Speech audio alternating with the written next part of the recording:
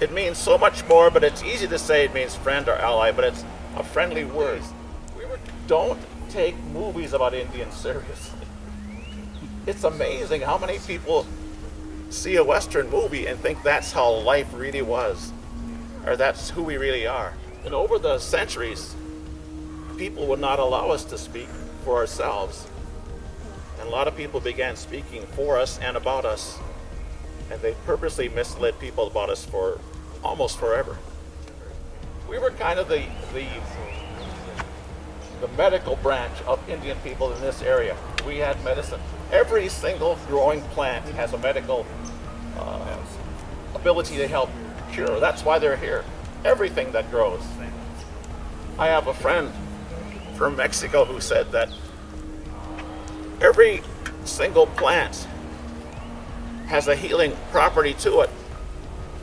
But if we don't know what that healing property is, we call that plant a weed.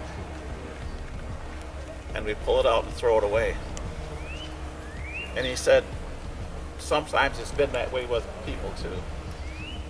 But for the women, I want to say the power of women.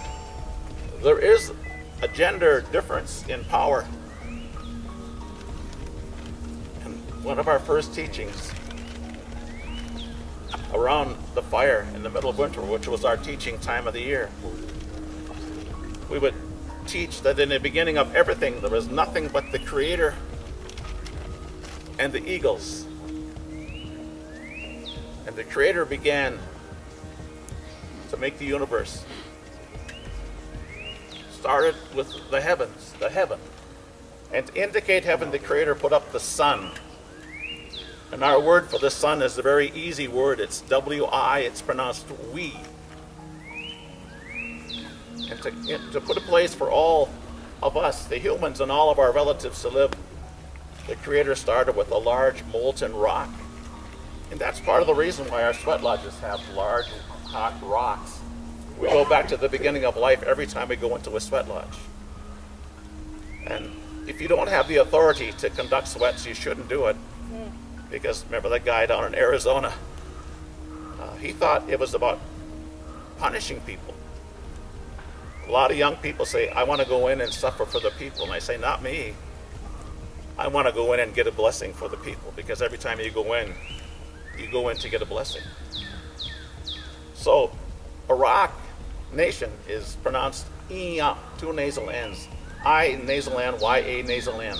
Not Inyan, but Iya. So you put heaven, we, and earth, Iya, together. It's Weya. And that's how we say woman. So think about that. Women are heaven and earth together. Everything that's happened to Indian people almost forever has been started by women. Even the pipe was brought to us by a white buffalo calf woman. That woman's spirit taught us not only about the pipe, but taught us sacred ceremonies that pretty much guide our lives. Today we'd like to start erasing some of those barriers that are between us. Because how can it be that after 150 years people still really don't know us? And I lost track, I think it's 24 grandchildren. I want them to not have to go through the same kind of hurt that I did just because of ignorance. And ignorance, I mean, is people who are misinformed or uninformed. It doesn't mean stupid. To me, it just means misinformed or uninformed. So today is kind of the opening door of that. And I thank all of you for being here. And again, Peter is a young man, but he's a very knowledgeable young man. He pretty much grew up with these ways. When I was a young boy, all the things we're doing and talking about today were illegal. It's kind of hard to believe, but it was illegal for American Indians to pray like this until 1978. I mean, that's, to me, incredible. 1978. And so I was already, I'd been to Vietnam, I was a parent, I was a college graduate, but I had no idea what I wanted to do. And I realize now that what I want to do is get ready for the real world, which is the coming world, the spirit world. How do I get myself ready? By sharing things like this. And we cannot proselytize, we cannot go out and try to make people join us, like a lot of groups do.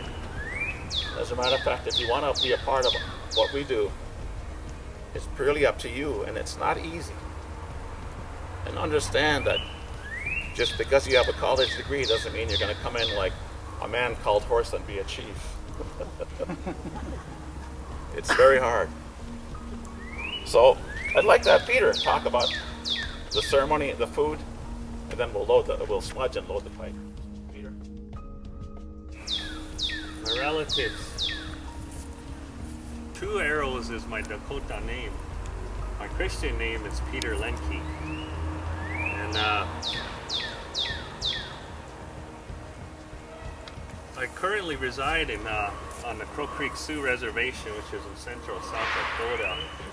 And this is where my ancestors and other ancestors of Dakota people here ended up after we were exiled out of Minnesota by federal law. We were put into a prison camp there, and we've been there ever since. It's a very humble place, very poor, and problems that seem too immense to solve.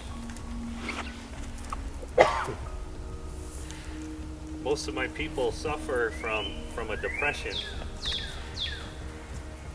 and where this depression comes from is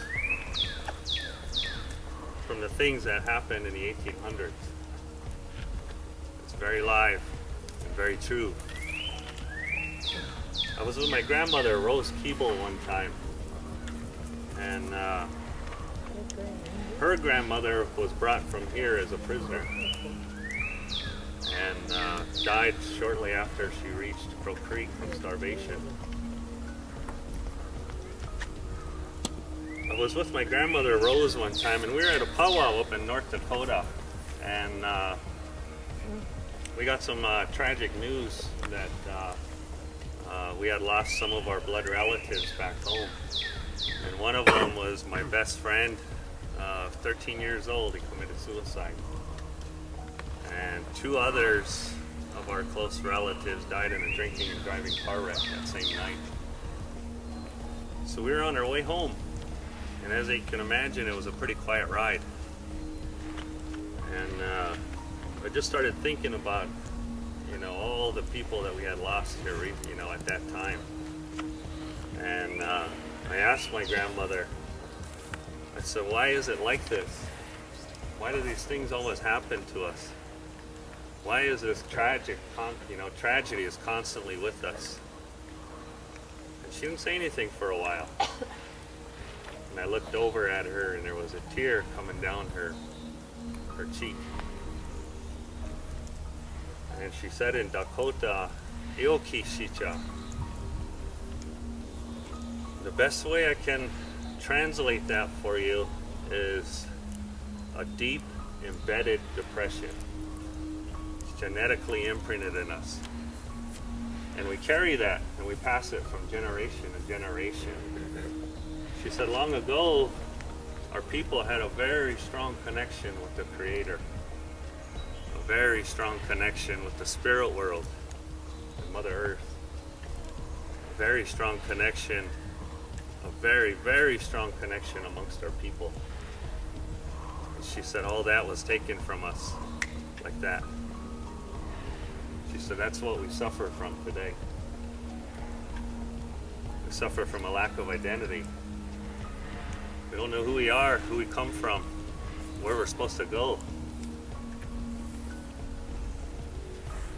And all that comes from the time that she here was talking about, when it was illegal to speak our language, illegal to practice our ways. Long ago out there, we were shot on the spot if we spoke our language. A lot of our elders back there are severely traumatized from Catholic boarding schools that made it a policy to kill the Indian and save the white man. My grandmother was raped and beaten by a Catholic priest at the age of 9 years old because she prayed in our tongue.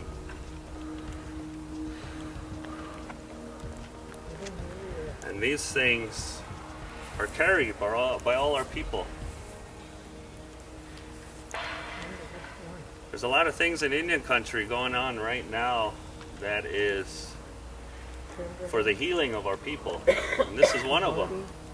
Not only healing of the Dakota people, but of the non-Indian people that live in this area. We work very hard on trying to educate and reconcile and to be how we're supposed to be. We're all put on this earth as one.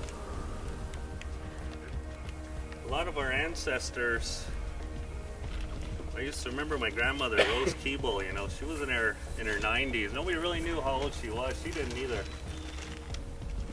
But all she would say is, many moons, Takuja. Many moons, she'd say. But she was somewhere in her 90s when she passed away. And he would sit there and talk Dakota. My grandmother and my mother both came up in Catholic boarding schools where Catholicism was beaten into them. And but they held on to things, and for what they had to go through to hold on to the language, to our prayers, our way of life, our spiritualism was incredible. Only a woman could go through that and do that. Oh.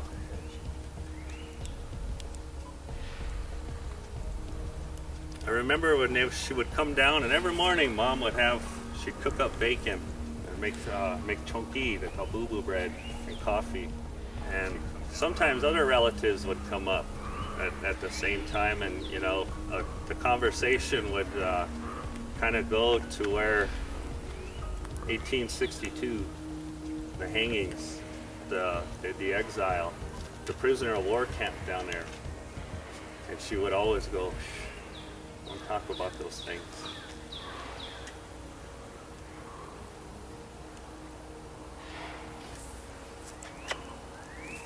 A lot of our elders, they didn't teach us these things.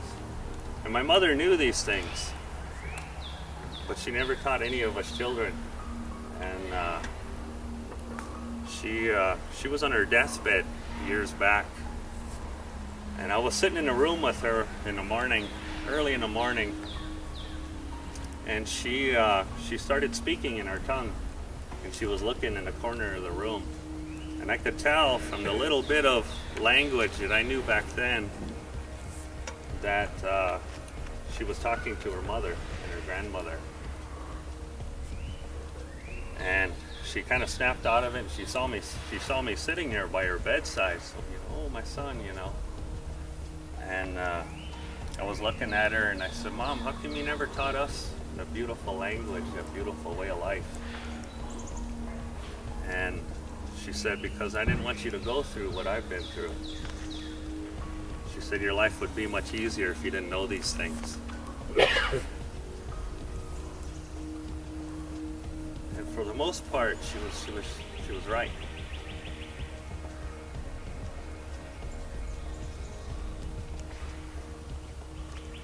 She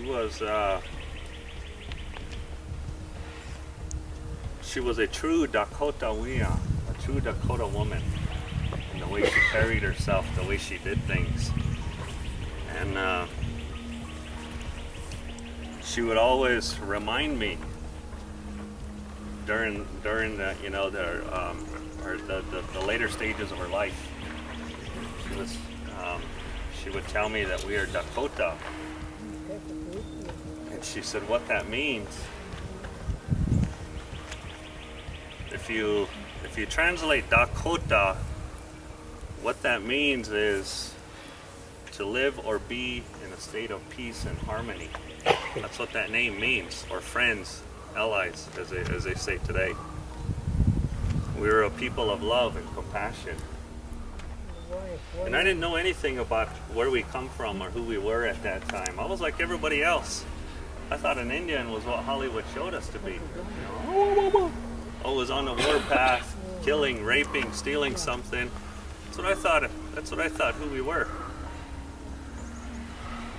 Come to find out, we're the exact opposite of that.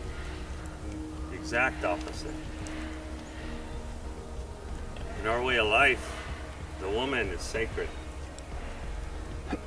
She can do something that a man can't do. That's wear high-heeled shoes. Give life, of course. Give life. And our children were known as Roch IHP, sacred beings.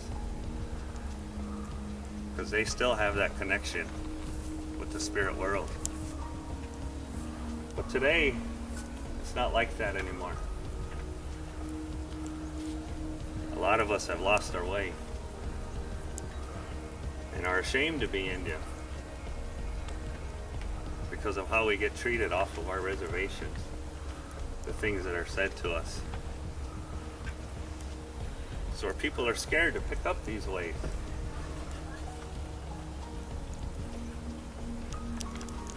It wasn't until about 10 years ago when something happened in my life that that came about that brought me to this way.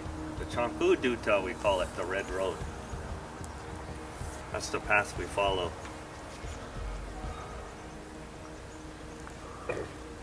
When I was given a pipe, the man that gave it to me said, he handed it to me and he said, "Are you sure you want this?" And this is power. He said, "Are you sure you want this?" And I kind of stopped and I was like, "What do you mean?"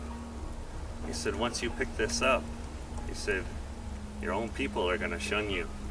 They're going to make fun of you because you're trying to live that old way. You're going to lose your friends, your family." And so it really made me think hard about it there for a bit. And I accepted that pipe knowing these things. And he was right. When I come out of the Marine Corps, I was dealing with, things that Marines deal with. And the way I dealt with it was alcohol and drugs.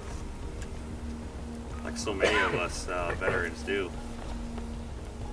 And it was that way of life, that red road, that helped me to put them things aside and to look at everything with sober eyes, to open my heart and my mind, and to walk that red road in a good way. It's tough. It's tough. Today, we're gonna hopefully send our relatives home. When people die in a tragic way, such as our ancestors did here, our elders, our old people tell us that unless a protocol is followed, they'll wander here when your life ends like that. A little while ago, I walked up to the top of the hill just to kind of get a feel for the area, and I heard a strange bird I never heard before. So I stopped and I looked and I could see our relatives on the hill up there. And they were oh so grateful, oh so happy that we're here today, gathering to help them. One of them is a blood relative.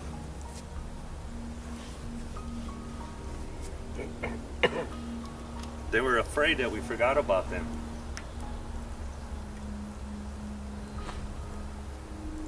It's because of these beautiful women here is why we're gathered here today. We're going to help our relatives to get home to their mothers, their fathers, their grandfathers, grandmothers. And they're mostly women.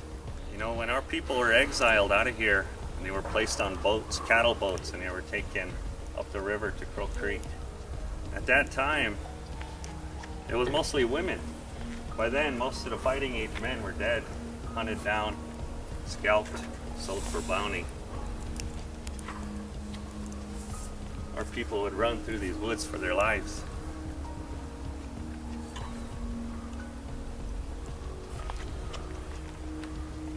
It was the women that brought us through those hard times.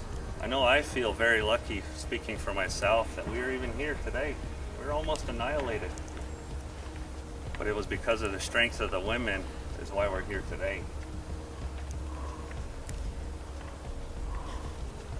For what they had to do just to stay alive during that time was more than any one of us can think of. There are journals from that time, soldiers' journals, missionary journals. And they all kept very, very meticulous journals because they accompanied our people to their prisoner of war camp. And in one soldier's journal, he said that on the average, 12 to 15 children a day starved to death at Crow Creek there. And it also stated in those journals that what the grandmas had to go through just to get a little bit of food for their children. It states in these journals, and it's in that book, what's that book? I can't remember the name of it. North Country. And in there it speaks about some of the things that happened back then, and it talks about the women in the mornings would gather around the horse stable, and they would have to pick grain out of the feces of the horse just to eat, to survive. They tell us our people ate the barks off the trees.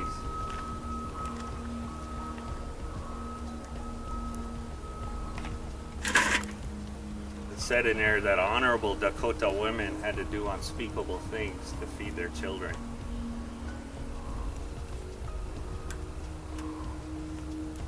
If it wasn't for them women, for them grandmas, we wouldn't be here today.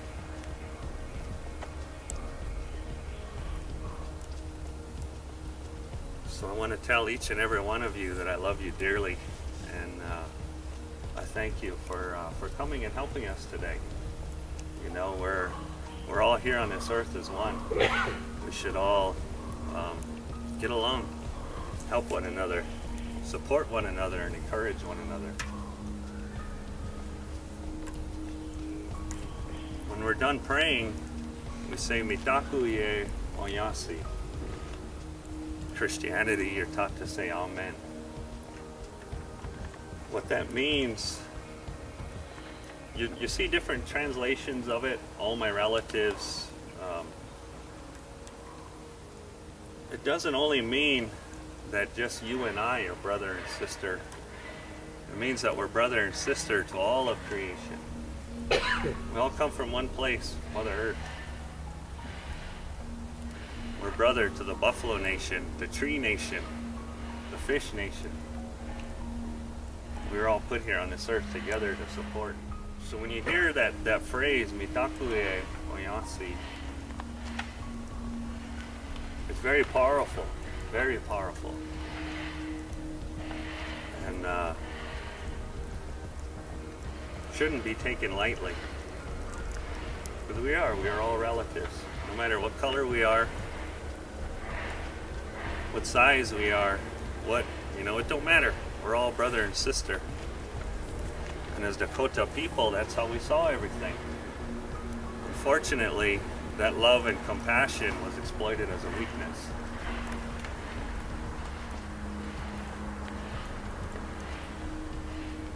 We can't undo the things that were done. All we could do is come together and move forward as one. Put them things behind us. It's good that we're here, we're honoring, and we're remembering them. It's good. It needs to be done. But there may be one or two people that don't know. This is Mayor Ardell Brady, and I just want to tell you what a great what a great thing it is that you've taken time out of your busy day to come and be a part of this, and just your being here gives all of us a lift. So far, this has been one of the best days of my life. I feel I'm not terribly old. I'm old, but I feel great today. I feel better than I have in a long while, and it's partly because of this. And I really do thank you very much. So again, it's our mayor. So before I read this, last night I was at an event in St. Paul, put on by the St. Paul Foundation, and our director of our Civic Theater, Gregory Stavro, was honored for a couple plays that he has put together for race, and the program that was the 6th annual was Facing Race, We're All in This Together. The keynote speaker was Anton Trier, or Trier. He's an Ojibwe professor, PhD at Bemidji State. I've gotten to know Anton because he and I are both on the Minnesota State Arts Board. He was the keynote speaker. He started for about 2 minutes in his address speaking in Ojibwe, and everybody was kind of like, yeah. And he finally stopped and he says, oh, did you want English? He said, and he said, they just told me to be a keynote speaker. They didn't tell me what language I had to do it in. The other thing he said, when people call Bemidji State and they ask for the foreign language department, he always says, tell them it's the English department. So it's a bit different there. He's been very positive in getting in Bemidji a number of the signs and different things in the city with both English and Ojibwe on them. So he's written a book that just came out, and it's a humorous title, Everything You Wanted to Know About Indians But Were Afraid to Ask. And I've got an autographed copy that he gave me. Didn't give me, I bought it. He signed it for me. He signed it for me. But just looking at it, I haven't had a chance to even start, but it's there are a lot of, can I just say, generic questions that are answered in here that will be very helpful, I know, for myself to understand things a whole lot better. So with that, I will read the City of Rochester Proclamation. Whereas the indigenous peoples of North America, the first Americans, have lived in this area for nearly 13,000 years. And whereas throughout their long history, the Great Dakota Nation has traditional and cultural ties to the state of Minnesota, even to the great city of Rochester, it is time to celebrate that rich history. And during Celebrate Dakota Week, we seek to build on and strengthen the rich Native American history that exists within our city and its Native American community through the collaborative efforts of the History Center of Olmsted County, the Friends of Indian Heights, the Rochester Public Schools, the Native American Center of Southeast Minnesota, and the Mayo Clinic Diversity Networking Group Celebrate Dakota. And whereas it is the aim of Celebrate Dakota Week to increase the awareness and knowledge of the Rochester community of the peoples of the Dakota Nation that has and continues to reside in our fair city, along with numerous other Native Americans from Osage, Ojibwe, the Ho-Chunk nations, whose ancestral voices, sacrifices, and lives have sanctified the land on which Rochester now resides. Now it is time to listen and to learn that we might better understand together. Now therefore, I, Ardell F. Brady, Mayor of the City of Rochester, do hereby proclaim April 24th to May 1st, 2012 as Celebrate Dakota Week in witness whereof, and have hereunto set my hand, cause the corporate seal of the City of Rochester to be affixed this 24th day of April 2012. Ardell F. Brady, Mayor, City of Rochester, Minnesota. Thank you so much. We're so glad. Thank you, Mayor. Thank you.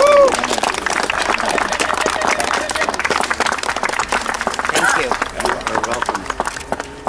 Thank you.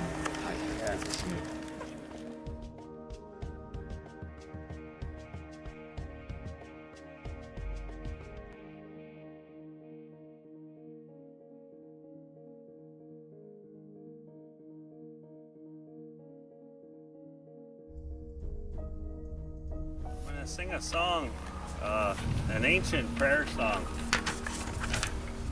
And it's a song that originated with the horse nation, the horse ceremony. As you all may know or may not know, the horse is a very, very sacred animal.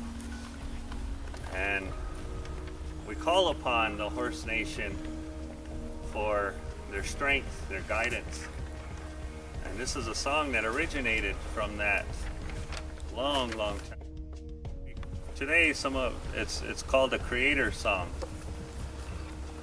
And the words of that song say, Creator, I pray to you. I pray to you first so that the people may live.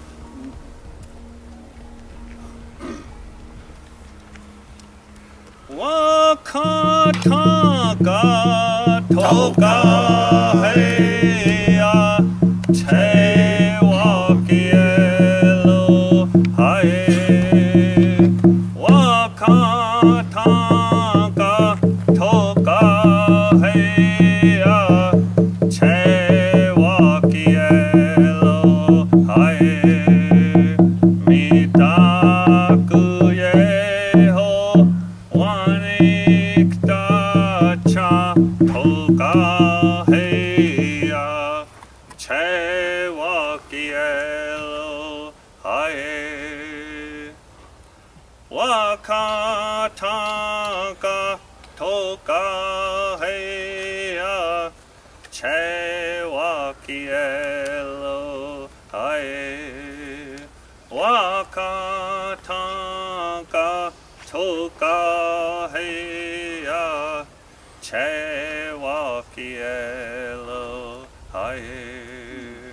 Mitaku yeho wanikta cha toka heya che wakielo hae. Oh, mitakase. Oh, once again, thank you, Mr. Mayor. We really appreciate it. Long ago, when our people wanted to give a gift that was very, very special, a very, very special occasion, they would give a buffalo robe. Because within that buffalo robe, it meant life. You could take that buffalo robe and you could turn it into clothing. You could turn it into shelter from the weather. You can do other things with it. You can create toys for your little ones. You can create tools to help you. And in the hard times, you can eat it. So that gift was a gift of life, that buffalo robe. Now, of course, today, it's very hard to do that anymore. So what our grandmas did was they started making these. And it's a hand-stitched star quilt.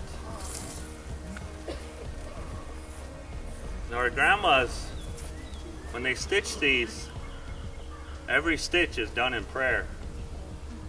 To us, prayer is the most powerful thing in this universe, and we rely on it daily. So our grandmothers, when they make these, they pray with every stitch. They pray for whoever's going to receive this blanket, it'll bring them good health and happiness. Ladies want to help put it around the We back. give a star because back in the ancient times, all the tribes here knew us as the Roch IHP Ceremony, the star people. That's what we were known as, the star people.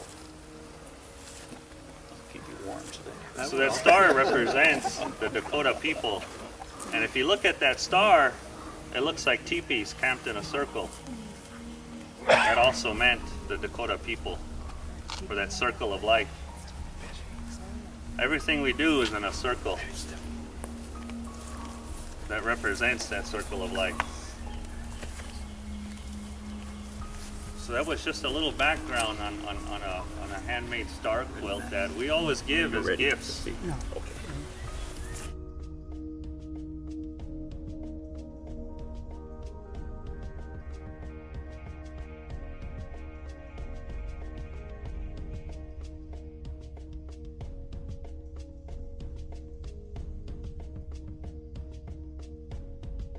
Honor, and I Thank you so much. We thank you. Thank you.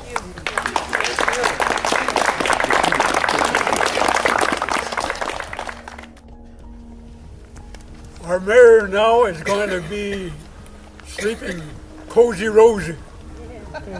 He's got a new blanket, right? That's a joke. My name is Hokshilawashte. That's my Lakota name. It means good boy. I would like to speak very briefly on reconciliation. Our people could be the most bitter because of all the terrible things that we have had to endure. But there is a better way. We have been given the most powerful gift this world has ever known. Can you guess what it is? It's more powerful than any nuclear weapons, more powerful than an atomic bomb. It's a gift of Wakantkaka, Great Spirit God. It's a gift of love. Think what you could do. We would no longer have poor people. We would no longer have wars.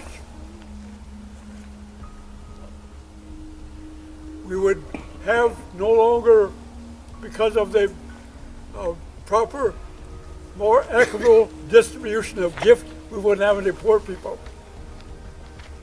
We need to build 3 kinds of bridges based on the love of God. The first bridge we need to build is a bridge of mutual understanding. And the key word is mutual. It's got to be both ways. When we come together, we finally begin to understand why we act and do things differently. We say, I understand now. So we build a bridge of mutual understanding. And that's the key. Building a bridge of mutual understanding based on the love of God. Secondly, we need to build a bridge of mutual enrichment. You may have an idea, I may have an idea. As long as we remain separate, we only have one idea. When we come together and exchange those ideas, both of us become richer. We no longer have our own idea, but the idea of the other person. And finally, we need to build a bridge of mutual respect. I am a person, you are a person. No less, no greater. When we build these 3 kinds of bridges based on the love of God, we would have peace at last. Our problem is we do not use that love to do those things. I cherish for each of you today to begin building those 3 bridges. A bridge of mutual understanding, a bridge of mutual enrichment, and thirdly, a bridge of mutual respect. Oh, go in peace. We